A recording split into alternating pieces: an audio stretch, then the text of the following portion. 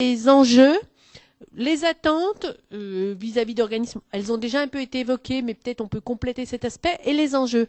Quand on est directeur d'un EPL, j'imagine que si on décide d'être membre du conseil de développement, ça paraît pas a priori comme ça, comme la première priorité. On peut imaginer qu'un directeur d'EPL, c'est un emploi du temps bien chargé. Si on juge que c'est utile d'être dans cette instance, excusez-moi, c'est qu'on perçoit quelques enjeux. Idem au vu de l'expérience Montmoreau. Alors, bien sûr, il y a l'enjeu immédiat, développer de l'activité, qui est une des raisons d'être de la journée. Donc, on peut peut-être revenir un peu illustrer ça. Mais à mon avis, il n'y a pas que ça comme enjeu, du point de vue d'un EPL ou de ses différents centres, d'être impliqué dans son territoire. J'aimerais bien qu'on creuse un petit peu cette question.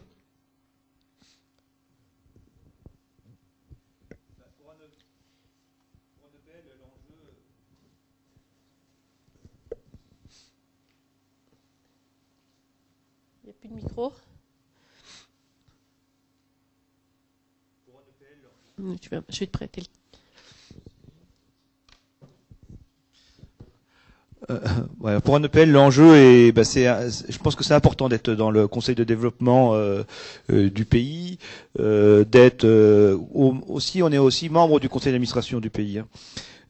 Ça nous permet d'être à l'écoute un peu de ce qui se passe sur le terrain, déjà d'une part. Ça, c'est une des premières choses, mais ça nous permet aussi de pouvoir de pouvoir répondre à un certain nombre de questionnements qui se posent dans notre territoire. Et on a les mêmes questionnements pour nos établissements, je pense, parce qu'on est quand même dans des territoires isolés. On a les problématiques de transport, infrastructure de transport dans nos territoires. Puisque nous, notre gare la plus proche, elle est à 15 km aujourd'hui. Hein. Et alors, quand nos partenaires qui sont sur le territoire se posent ces questions pour le développement économique, touristique sur les moyens de transport, on a les mêmes problématiques. On partage aussi nos problématiques, et on partage aussi un certain nombre de données économiques pour voir comment on peut faire évoluer notre territoire. Et on fédère, ça nous permet aussi de mutualiser ce qu'on fait, et notamment on mutualise avec les offices de tourisme, on mutualise aussi avec les autres partenaires formation. On a la PIO, la PIO maintenant, sur le bassin de Langue, et qui nous accompagne aussi sur certains points.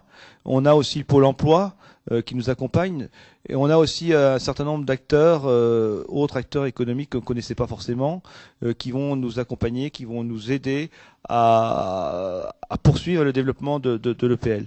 Et en étant aussi membre du Pays de Langue, on a un apport, notamment sur la partie ingénierie financière, sur les fonds européens.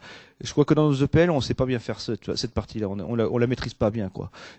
Tant au CPPA chez nous qu'à l'EPL. Hein. Et pourtant, je crois qu'on était un peu moi, j'étais directeur de CPPA quelques années auparavant, mais on la maîtrise pas bien. Et puis ça évolue. Le contexte évolue, le contexte européen évolue, et la législation aussi. Et l'appui du pays est important dans ce cadre-là, quoi.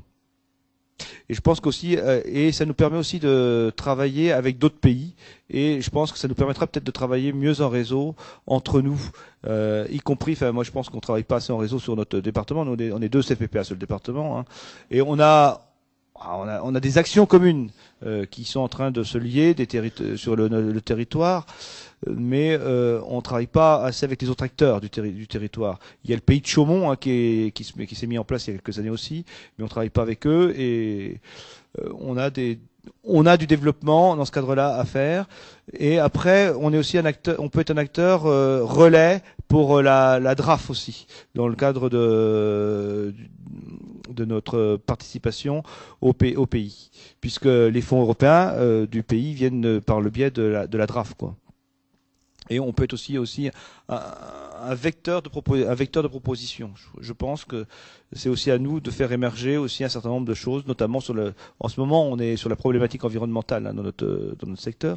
Et donc, je pense que sur cette problématique environnementale, la rénovation du patrimoine, on a des choses à faire en termes d'implication et qui pourront se décliner en offres de formation. D'ailleurs, on en a une qui va se mettre en place de façon en partenariat avec le CFPA de Chaumont sur la rénovation du patrimoine et le bâti et tous les CFPA de la région Champagne-Ardenne d'ailleurs.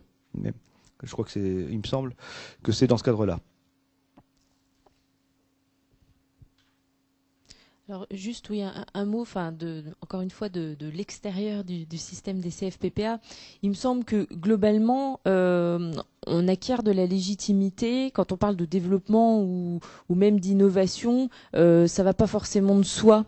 Que ce soit un CFPPA ou une autre organisation d'ailleurs, et qu'à un moment donné, on voit bien d'ailleurs avec le CFPPA de Montmoreau qu'on peut, alors après vous nous direz si vous avez une place légitime ou pas, mais on voit bien quand même qu'en termes de développement, il y a beaucoup de possibilités, et que si à un moment donné, peut-être on ose ou on prend le moins de risques possible, on va dire, sur les territoires. Il y a des choses qui peuvent se faire forcément en partenariat. Enfin, je crois qu'aujourd'hui là-dessus, on peut pas faire seul.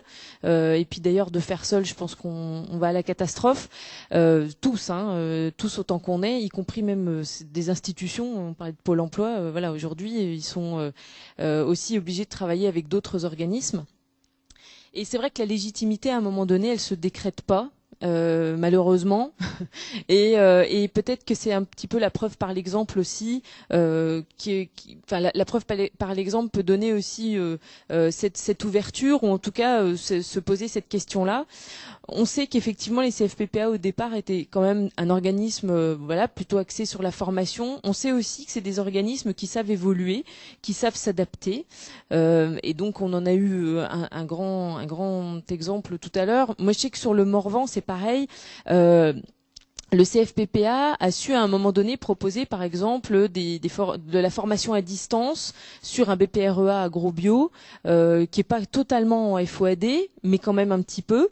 Et puis je sais qu'il y a eu aussi des avancées sur le CAPA service en milieu rural qui est je crois construit, pas encore exploité, mais en tout cas dans le cadre d'un programme qualitaire.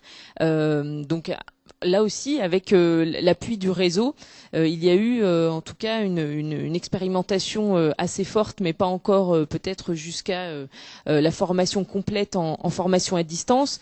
Mais voilà, ce qui me semble intéressant, c'est qu'à un moment donné, sa légitimité sur un territoire ou même sur auprès de partenaires, ça s'acquiert au fur et à mesure. Et puis le fait de s'inscrire aussi dans des partenariats forts ou dans des partenariats solides fait qu'à un moment donné on peut faire appel. Alors effectivement quelquefois d'être force de proposition, on rappelle un petit peu qu'on est là et qu'on sait faire des choses, et puis après en s'appuyant sur des partenariats comme des pays, c'est vrai qu'aujourd'hui nous en tout cas sur la Nièvre ça fonctionne plutôt bien. Les équipes des pays sont plutôt très actives et très à l'écoute des territoires, sur des organismes comme les maisons de l'emploi aussi qui sont au cœur du réseau des partenaires. Après, peut-être l'écueil, c'est de ne pas se diversifier trop et de partir trop sur des activités, j'allais dire tous azimuts, quoi. Alors après, c'est peut-être aussi l'écueil de tous les organismes, de se dire à un moment donné, le développement, est-ce que c'est du développement à tout prix? Alors peut-être pas, et c'est peut-être là justement qu'il faut se recentrer sur des choses qu'on sait faire ou sur des choses qu'on veut développer, mais avec un raisonnement, et là pour le coup on revient au territoire, peut-être un raisonnement territorial ou local. Et peut-être que c'est la clé aussi de l'ancrage, ou en tout cas de l'évolution des CFPPA et des organismes aujourd'hui. Oui, pour compléter ce que vous venez de dire, j'ai envie de vous poser une question un petit peu provocante. Je vous ai entendu dire à plusieurs reprises depuis le début de la matinée de citer des exemples de travail en partenariat avec les CFPPA et de dire qu'il y avait une écoute, une évolution. Est-ce que il y aurait des points sur lesquels vous auriez des attentes ou vous estimez que le territoire pourrait être en attente et dire mais là les CFPPA ils sont pas au rendez-vous quoi de ce que vous en connaissez, ou on attend les organismes de formation sur telle chose et ça on sent que c'est quelque chose qui fonctionne pas bien. Alors, c'est vrai que je parle pas mal du CFPPA en termes d'atouts, mais c'est vrai que sur la Nièvre, enfin moi en plus je travaille sur le Pays Nivernais-Morvan, donc c'est vrai que le CFPPA je travaille vraiment bien. C'est pas pour passer de la pommade, c'est vrai. Et quand on a un partenariat avec qui un partenaire avec qui ça fonctionne bien, voilà, c'est important aussi de le valoriser. Alors après. Qu'est-ce que le CFPPA aujourd'hui en fait pourrait apporter d'autre et comment il pourrait se diversifier? Alors je sais que la question s'est posée très récemment justement dans une réunion, je crois que c'était aussi un précédent conseil de centre, de se dire à un moment donné, et c'était plus sur l'aspect attention, si le CFPPA met tous ses œufs dans le même panier, on risque à la catastrophe. Et c'était justement en termes de financement formation, de se dire à un moment donné, aujourd'hui, surtout en Bourgogne, on est sur, enfin comme un peu partout, mais sur des réductions financières, sur des recentrages, donc sur certains secteurs. Sur la Bourgogne, le conseil régional développe aujourd'hui le service régional des formations, avec tout un aspect de qualité, enfin pas de certification, mais en tout cas de démarche qualité. Imposée aux organismes de formation, et du coup la question s'est posée de manière très légitime de se dire si le CFPPA aujourd'hui perd ses marchés régionaux en termes d'équilibre financier, comment les choses peuvent se passer. Alors, on n'est pas allé sur des grandes solutions, mis à part effectivement de développer, mais un petit peu comme le CFPPA de Montmoreau l'a expliqué tout à l'heure, peut-être un peu plus d'ingénierie sur le territoire, de s'imposer aussi, ou de, en tout cas, faire la preuve que sur des aspects d'accompagnement, notamment, alors on a comme projet. On ne sait pas si les choses vont aller jusqu'au bout ou pas, mais le pays, par exemple, a interpellé le CFPPA sur la création d'une école de l'entrepreneuriat. En se disant aujourd'hui, sur le Pays Nivernais-Morvan, nous avons des porteurs de projets, nous avons des organismes qui sont là pour les accompagner, mais à un moment donné, de la détection du projet à la création, puis de la création à la gestion, puisqu'à un moment donné, quand on est dans la création, on arrive à être gestionnaire d'une activité. Finalement, peut-être que tout au long de ce parcours-là, il y a peut-être des manques, et peut-être que le CFPPA pourrait apporter une solution par rapport à cette problématique-là. Voilà, on est en chemin par rapport à ça. On est aussi, je trouve le CFPPA assez réactif. On a eu, pour vous donner un autre exemple aussi, la mise en place de parrainage. C'était 20 jeunes et 20 parrains dans le cadre de CAE passerelle, de contrat d'accès à l'emploi. Et le CFPPA assez rapidement s'est positionné comme favorisant en fait le travail sur le projet professionnel, et s'est positionné comme organisme pouvant travailler sur le regroupement collectif, puisque donc les CAE, les jeunes en CAE passerelle seraient dans différents organismes, et du coup on voit qu'il y a aussi un rôle de rassembleur. Ça se dit, mais en tout cas un rôle de fédérateur autour de diverses questions, finalement, bien au-delà, comme pour reprendre le début, bien au-delà de la formation. Mais on passe là déjà à l'emploi, à l'accompagnement à l'emploi, et même, voilà, pourquoi pas, comme on l'a démontré, au développement local. Merci. Thierry. Tu pourrais me reposer la question ? C'était quels enjeux pour le CFPPA et l'EPL d'être impliqués territorialement? On a abordé un certain nombre de choses. Je peux aussi creuser la question. J'ai dit les enjeux de développement d'activité. Est-ce que, de ton point de vue, qui est en CFPPA, il y a un retour sur le lycée de cet investissement? Voilà. Et à l'heure où on parle beaucoup dans les différents rapports qui paraissent et dans les enjeux enseignement agricole, il faut reprofessionnaliser les enseignements. Enfin, il faut que l'enseignement agricole soit en capacité de démontrer qu'il sort des jeunes compétents, voilà, qu'il y a un enjeu environnemental, qu'il y a la rénovation de la voie pro qui se met en place côté lycée.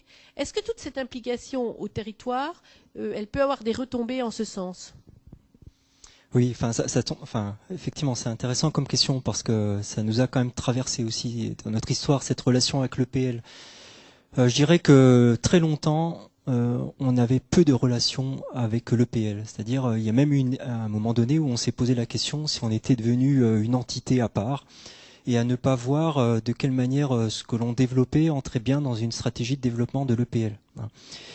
Alors, on a vu une rupture ces 5-7 dernières années avec l'arrivée de nouveaux chefs d'établissement. Alors, je dis nouveaux chefs d'établissement dans le sens où je pense que ça peut être lié au profil du chef d'établissement. Je pense qu'il y a des chefs d'établissement qui sont plus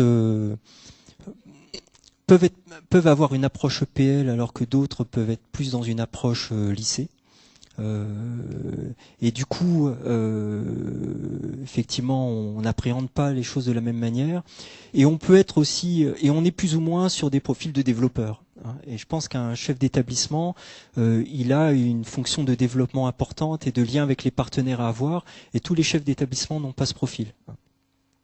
Alors, une illustration pour montrer peut-être les enjeux, de quelle manière l'EPL valorise actuellement un positionnement du CFPPA, c'est que donc c'est l'année dernière, ou il y a déjà 2 ans, je sais déjà plus, où donc on a répondu à cet appel d'offres, où on a aidé le syndicat mixte du Pays Lédonien à élaborer ce dossier leader. Donc ça nous a donné, en plus on a décroché le leader, ce qui n'était pas gagné. Donc du coup ça a donné, le travail du CFPPA était vraiment bien reconnu. Ça nous a permis de travailler avec la Chambre d'agriculture, ce qu'on faisait plus tellement. Et il y a eu une opportunité qu'on a saisie, qui est que la DGER a lancé un appel à projet que vous connaissez peut-être pour certains, qui est ingénieur chef de projet de partenariat. Et on a répondu à cet appel à projet en se disant, il y a certainement quelque chose à construire au niveau du Pays Lédonien, en lien avec le syndicat mixte, mais également avec la Chambre d'agriculture, en lien avec cette problématique de circuit court, qui est aussi une problématique du lycée agricole.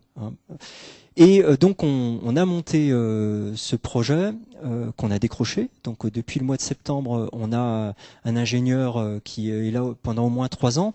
Et là, c'est quand même intéressant parce que il y a 4 volets dans sa mission. Il y a un volet d'être acteur du développement du territoire à travers le fait qu'on a une exploitation qui, comme beaucoup d'exploitations, a des enjeux à se diversifier et à être dans une logique circuit court. Donc elle va développer le circuit court et elle va développer l'agriculture biologique. Il y a un enjeu au niveau de la restauration collective du lycée agricole. Alors il se trouve que maintenant on a un chef d'établissement qui gère 2 établissements, celui de Montmoreau et celui de Mancy, et qu'en fait à nous deux on fait 1200 repas par jour. Et que rien qu'en tant qu'acteurs du territoire, si nos 2 établissements veulent vraiment passer à plus de produits locaux et plus de produits issus d'agriculture biologique, on devient aussi un acteur fort qui va contribuer à ce qu'il y ait des effets sur le territoire. Donc déjà, je pense l'enjeu pour l'établissement, c'est déjà d'être acteur dans son territoire et quelque part contribuer à ce qu'il y ait du développement, du maintien d'activité, de l'attractivité. Alors ça, c'est le premier volet. Il y a le deuxième volet qui est se dire, on va aller sur la question des circuits courts. Ça fait partie aussi d'une évolution de la problématique de l'agriculture actuellement. Et il faut absolument que les différents apprenants soient sensibilisés à ces nouveaux enjeux, à ce lien avec le territoire, à cet enjeu de qualité, à ces enjeux environnementaux. Et donc, l'idée, c'est qu'ils travaillent avec les différentes filières, donc à la fois avec les apprenants, mais aussi avec les enseignants formateurs sur comment on peut développer des capacités, des compétences autour de ça. Et puis il y a un troisième volet qui est l'établissement ressources pour le territoire. Donc on est acteur, mais on est aussi ressources. Alors ressources dans le sens où je vous disais, on conduit actuellement une mission qui est une sorte d'étude de marché de la restauration collective sur le Pays Lédonien. Et l'idée de voir, c'est est-ce que la restauration collective est prête à s'approvisionner plus localement. Donc globalement, on est à 12 000 repas par jour qui sont consommés sur le Pays Lédonien. Les premiers travaux d'enquête montrent qu'à 70-80%, les établissements parce qu'il y a beaucoup d'établissements scolaires, mais mais il y a aussi la cantine municipale qui fait 5000 repas par jour. Il y a l'hôpital.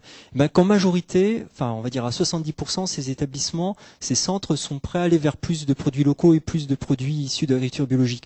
Donc on est ressources dans le sens où c'est nous qui conduisons l'étude, on l'a fait avec la Chambre d'agriculture, et on est en train de participer à un processus, c'est-à-dire on démarre cette question-là par le marché, parce que c'est ça qui va rendre crédible aussi le fait qu'il y a peut-être un marché pour les agriculteurs, et il y aura après tout un travail d'animation et d'accompagnement des différentes filières agricoles, enfin notamment sur le maraîchage, parce que c'est là qu'il y a un manque important, mais également sur le lait. Le Jura, c'est un département très laitier, mais il n'y a pas un seul litre de lait du Jura qui est consommé par la restauration collective, tout vient de l'Ouest.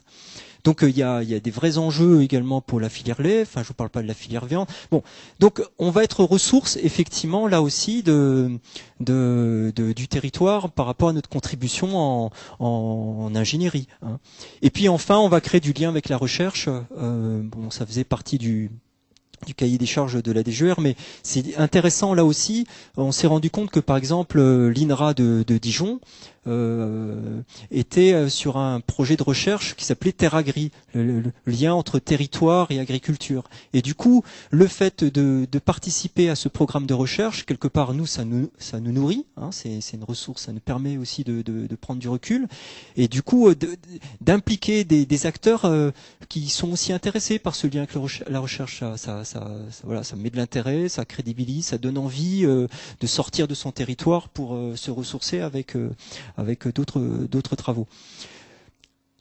Donc voilà, alors je dirais c'est quand même récent pour nous. Hein, le précédent, c'est qu'il y a eu ce projet d'établissement et il y a eu pour la première fois un projet d'établissement à l'échelle de l'EPL. Ça aussi, ça a été récent et que le chef d'établissement de l'époque est plutôt allé chercher des gens du CFPPA pour animer l'élaboration de ce projet d'établissement, parce que ça demandait effectivement un travail un peu d'ingénierie. Hein, il s'agissait d'animer des équipes. Donc là, il y a eu, on va dire, une première reconnaissance. Et puis, c'est là aussi qu'on a affirmé le lien avec les territoires. Et du coup, l'axe développement, accompagnement des territoires, vraiment s'est inscrit dans le projet d'établissement. Mais tout ça, effectivement, c'est très récent. Hein. Longtemps, Montmoreau, le CFPPA de Montmoreau était à côté. Hein. Souvent, effectivement, on dit que les CFPPA sont des États dans l'État. Hein. Mais enfin, c'est le point de vue du directeur de PL. Non, mais là, voilà, c'est souvent, j'ai souvent entendu. Hein, enfin, moi, j'ai été directeur de CFPPA, c'est ce qu'on me disait aussi. Hein. Donc, mais alors, enfin, nous, chez nous, on a mis en fait, l'exploitation au cœur du projet d'établissement.